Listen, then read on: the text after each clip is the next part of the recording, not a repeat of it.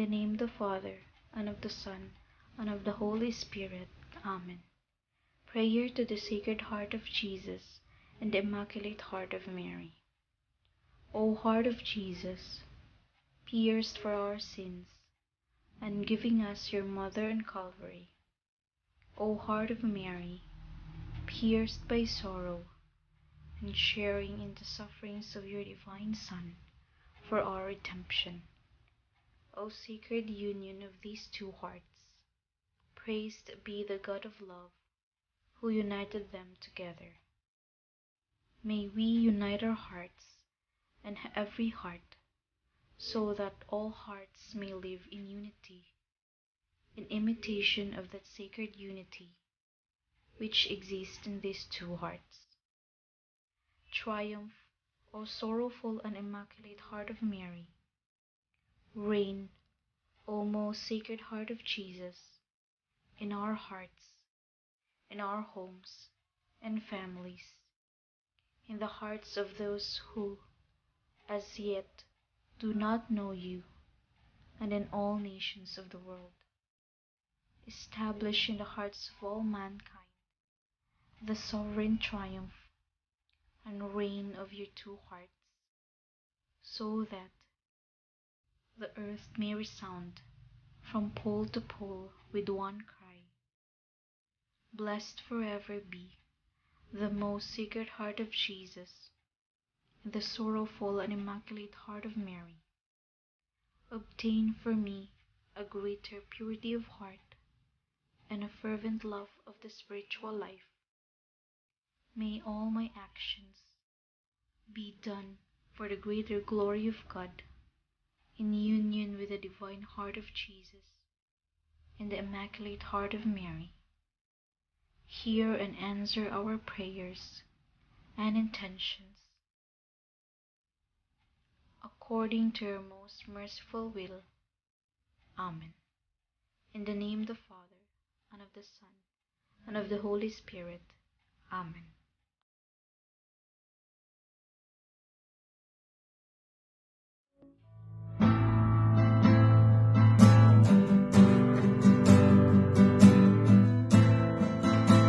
Sing hallelujah to the Lord,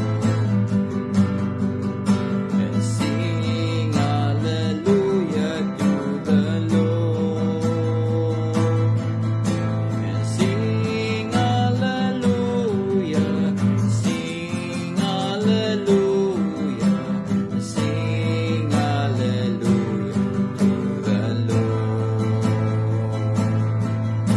And sing hallelujah to the Lord. And sing hallelujah to the Lord. And sing hallelujah, sing hallelujah, sing hallelujah to the Lord.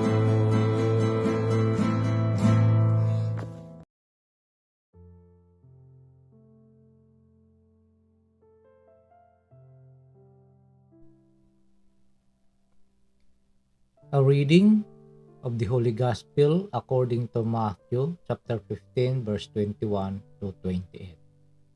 Glory to you, O Lord. At that time, Jesus withdrew to the region of Tyre and Sidon. And behold, a Canaanite woman of that district came and called out, "Have pity on me, Lord, Son of David. My daughter is tormented by a demon." But he did not say a word in answer to her. His disciples came and asked him, "Send her away, for she keeps calling out after us." He said in reply, "I was sent only to the lost sheep of the house of Israel." But the woman came and did him homage, saying, "Lord, help me." He said in reply, "It is not right to take the food of the children and throw it to the dogs." She said, "Please, Lord, for even the dogs eat the scraps that fall from the table of their masters." Then Jesus said to her in reply, "O woman, great is your faith. Let it be done for you as you wish." And her daughter was healed from that hour. The Gospel of the Lord. Praise to you, Lord Jesus Christ. Isang mapagpalang Wednesday po sa ating lahat. Una-una po sa lahat, ako po ay nagpapasalamat sa ating poong may kapal sa pagkakataong ito na binigay niya po sa atin upang tayo po ay palaganap at makapagnilay ng kanyang mabuting balita. So, kamusta po mga kapatid? Kamusta mo Miyerkules natin? Ang araw na ito ay araw ng pag-devotion or novena sa ating mahal na ina ng laging saklolo o to our Mother of Perpetual Help. So, bago po ako magbigay ng aking munting reflection, ako po ay nagpapasalamat sa lahat natin ng mga masugid ng mga taga-subaybay sa tumatangkilik sa ating munting channel na ito, sa ating munting gawain, at sa lahat ng ating mga subscribers, to all my families, relatives, and friends. Marami pong salamat sa inyo. So sa ating ebanghelyo sa araw na ito mula kay St. Matthew chapter 15 verse 21 to 28. So ito po ay tungkol po sa isang Canaanite woman, is coming from Canaan o Canaanite woman na matindi ang pananalig, a great faith sa ating mahal na Panginoong Hesus. O dahil sa anak niyang may sakit, so gusto niyang gumaling ito, but then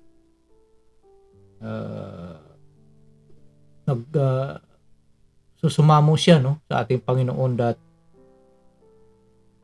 pagalingin niya, pagalingin ng ating Panginoon ang kanyang anak na inaalihan ng demonyo, or her daughter is tormented by a demon. So sa laki ng pagmamahal ng ina sa kanyang anak, so nagawa niya ito even though na ang ating Panginoon sa simula ay parang hindi niya pinapansin. So sigaw ng sigaw ang babae that sabi niya, "Have pity on me, Lord, Son of David."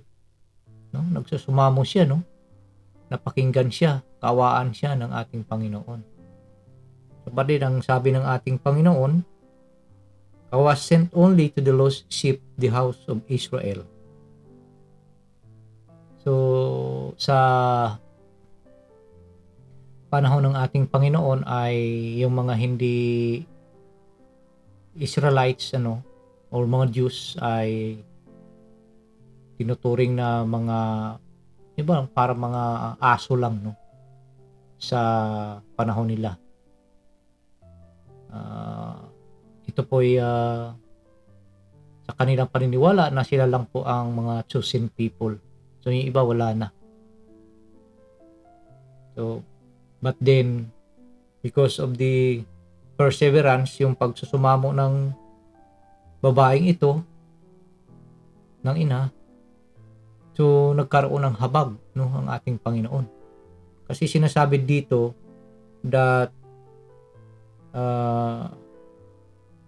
ang sabi ng Panginoon, it is not right to take the food of the children and throw it to the dogs. So biro mo yun, yun ang kanilang mga paniniwala nung una, But din ang sabi ng babae, "Please Lord, For even the dogs eat the scraps that fall from the table of their masters. Oh. Kumbaga sa atin, yung mga mumong nahuhulog ay kinakain din ng mga tuta, no? Pag nahulog sa kanilang amo. So dapat yung pagkain dapat sa ano lang, sa mga amo lang, sa mga masters lang, no? At yung sinasabi ng ating Panginoon na pagkain, no, hindi pwedeng kunin mo yung pagkain lang tapos bibigay mo sa mga aso. Hindi basta-basta ganun, no, kanila. But then because of faith ng babaeng ito,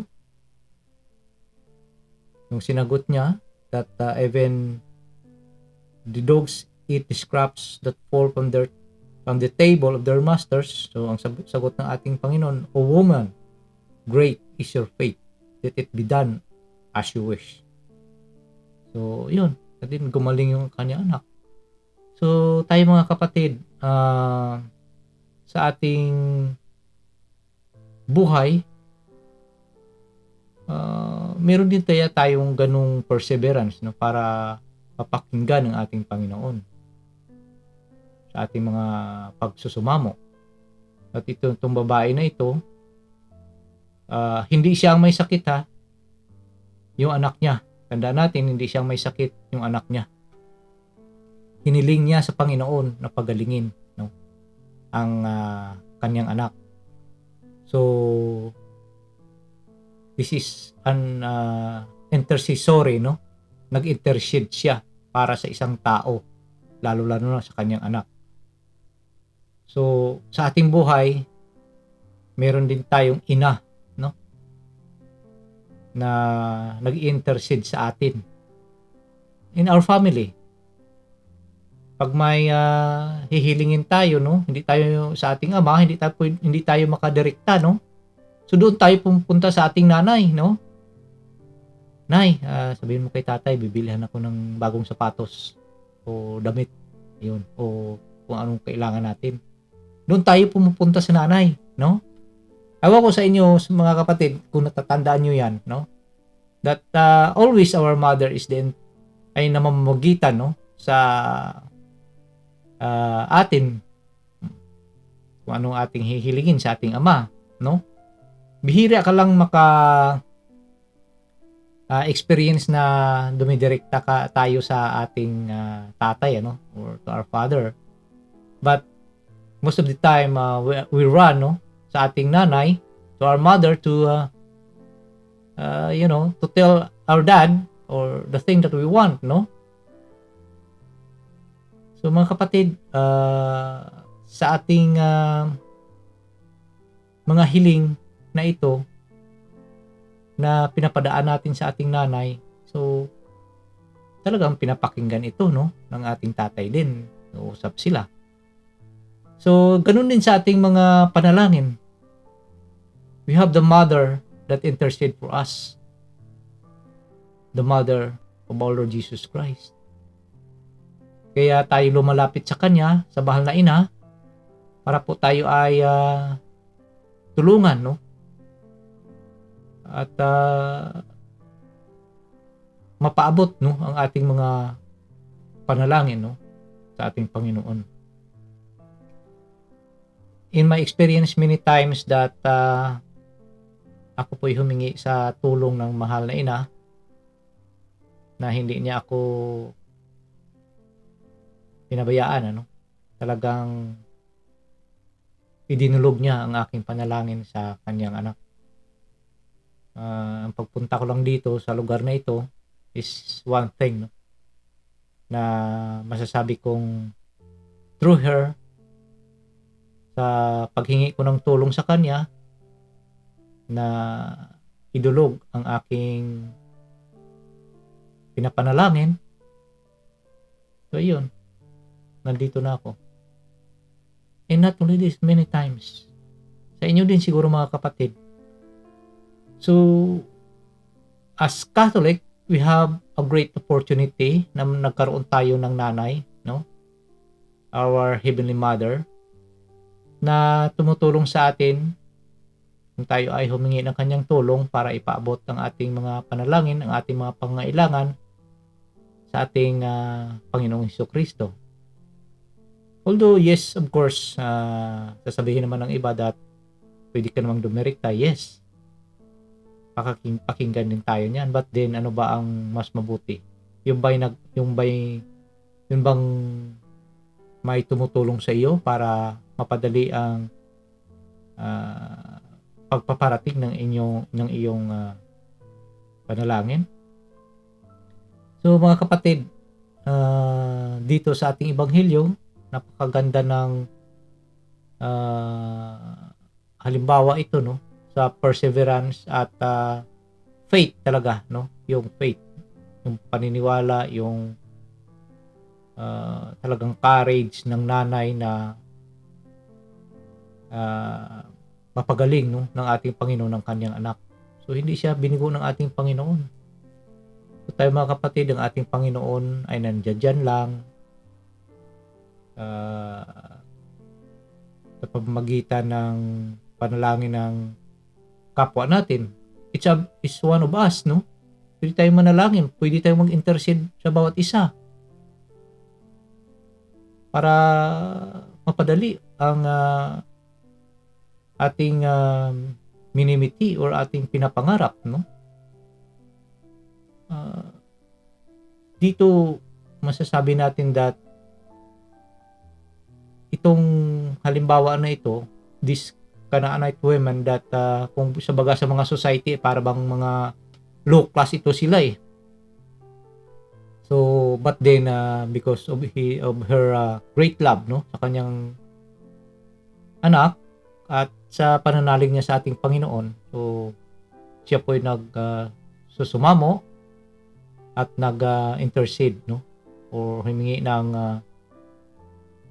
pabor sa ating Panginoon. Nagsusumamo siya na pagalingin ang kanyang anak.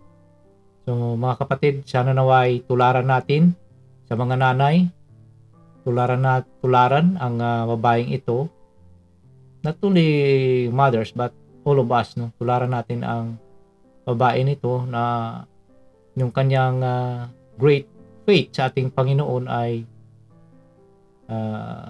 nakapagbigay ng kasagutan, no, sa kanyang hinihiling. So sana naway sa ating buhay, wag nating kalimutan that we have the mother that handang-handa na tumulong sa atin, handa-handa na idulog ang ating mga panalangin sa ating mahal na Panginoong Hesukristo. So the mother of our Lord and our mother of perpetual help, ang mahal na Inang Birhen Maria. At dito sa ating ebanghelyo ay pinapakita lang ng ating Panginoon na wala siyang pinipili. Kung sino ka man, dinidinig niya ang ating mga panalangin, lalo-lalo na sa pamamagitan ng panalangin ng ating kapwa or sa tulong ng panalangin ng ating kapwa, lalo-lalo na ng ating mahal na Inang Birheng Maria. So yun lang po mga kapatid, at marami pong salamat. At bago po ako mag-end ng ating munting gawain na ito, ako po ay muli nagpapasalamat sa lahat natin na mga masugid na mga taga-subaybay, sa ating mga subscribers, to all my relatives and my friends, sa aking pamilya sa Pisma Plus. Marami pong salamat sa inyo.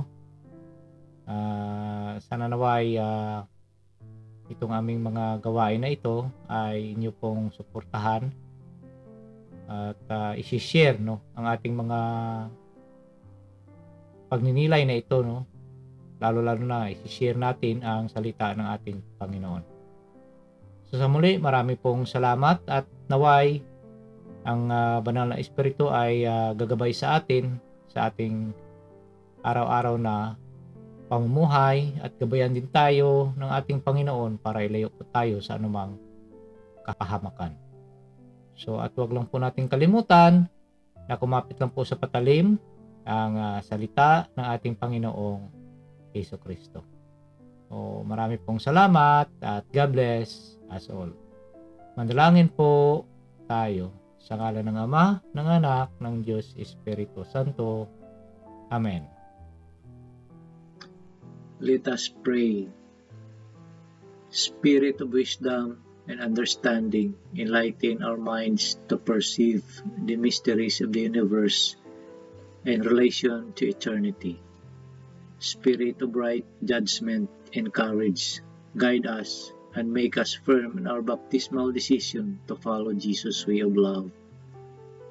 Spirit of knowledge and reverence, help us to see the lasting value of justice and mercy in our everyday dealings with one another.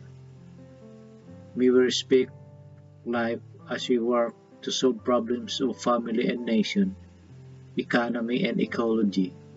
Spirit of God, spark our faith, hope, and love into new action each day. Fill our lives with wonder and awe by your presence, which penetrates all creation. Amen. Sa ngalan ng Ama, ng Anak, ng Diyos Espiritu Santo. Amen.